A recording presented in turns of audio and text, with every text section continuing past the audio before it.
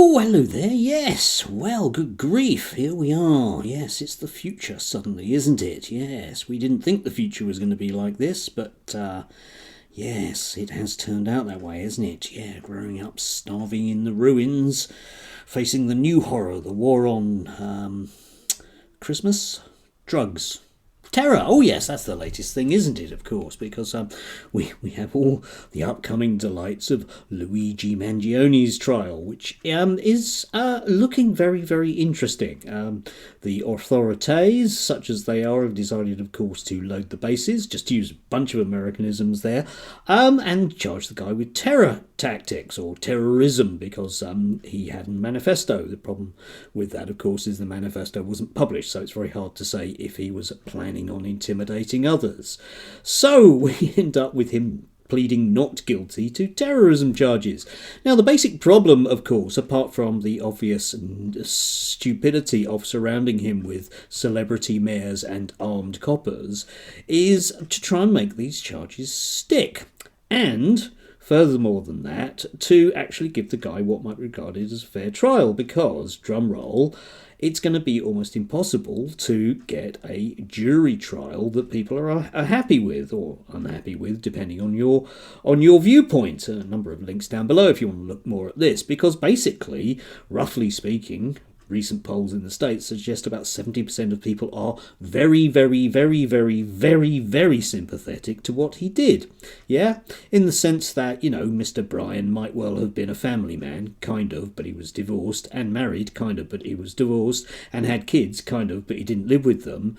Well, it turns out he was just one of those beautifully highly paid cogs in a machine which basically extracts wealth at the expense of people's lives. And oddly, that doesn't sit well with people at Christmas, or indeed at Easter, or indeed at any time of the year, because people know how awful a system is and how it needs to be changed. But of course it can't be changed, because then we'd have to ask ourselves awkward questions about all those other nasty people doing nasty jobs. Not saying necessarily these people individually are nasty, but when you make it a living to basically take away life from other people, I'm put in mind of those people who, took their families into camps to make sure that they were happy when they came home from a day at the ovens. Yes, historically we get those people, and we don't tend to look upon those types in anything like a positive fashion. Adolf Eichmann had a son. I don't care.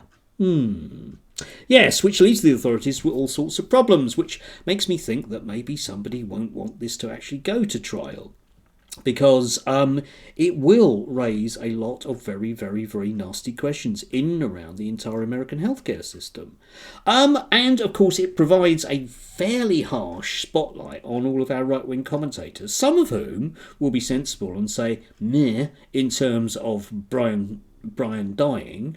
And other people, like Ben Shapiro, who's come out gunning, and various people in this country, will double down about how dreadful it is. You can't go around killing wealth creators. They're all lovely, all of them. They provide jobs out of the goodness of their heart and only ask for a tiny fraction of your wages to supplement their yacht budget.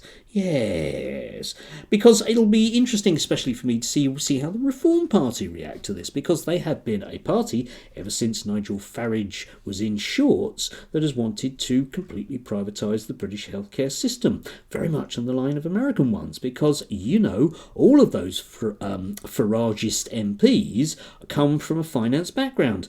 And there's a great deal of money to be made out of dead people. I mean, not whilst they're dead, you understand, just charging them for things like insulin a fortune before they die, because people tend to, be willing to spend a lot of money on healthcare when there's no other option. One is put in mind of Cuba when one thinks of a decent healthcare system. You might well dislike the notions of socialism like they have in Cuba, but they actually live longer than your average American. Anyway, we will see. Links down below to a variety of different things you can read about that. If nobody can agree with a jury trial, then it might potentially just have to go to a judge-only trial, which brings us all sorts of other problems, doesn't it? Anyway, the guy, one way or another, if he's still alive, will get his day in court, and somebody somewhere will have to squirm a great deal.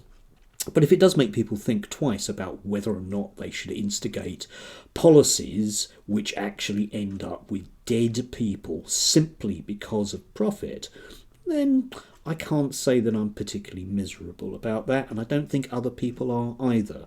Because when you get to be an adult, one of those adult markers is the ability to see moral situations from a number of different angles and to see many, many, many of them as ambiguous. And killing people is bad unless it's certain types of people, which most people agree with. There are such things as war crimes, after all. War criminals should be hung. I'm not quite sure about CEOs of companies that basically let people die simply because it's the bottom dollar, but I'm not particularly well-minded towards them either. Anyway, do have a glorious beginning to it. And yeah, 2025.